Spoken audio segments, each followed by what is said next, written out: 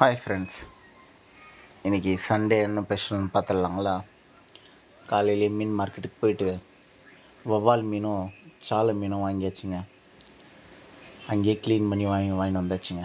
வந்து நல்லா அலசிட்டு வறுக்கிறதுக்கு தேவையான மசாலாலாம் எடுத்து வச்சாச்சுங்க.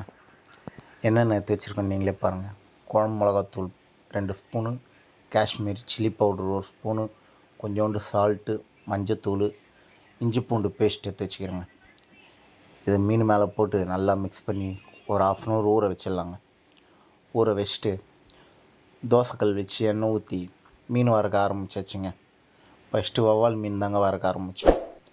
அதை வறுத்து எடுத்து முடிச்சிட்ட பிறகு சாலை மீன் வறுக்க ஆரம்பித்தாச்சுங்க.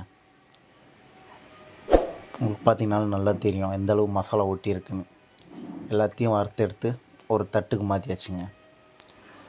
உங்கள் வீட்டில் என்ன சண்டே ஸ்பெஷலோ என் கூட கமெண்ட் பாக்ஸில் கமெண்ட் பண்ணுங்கள். பாய்.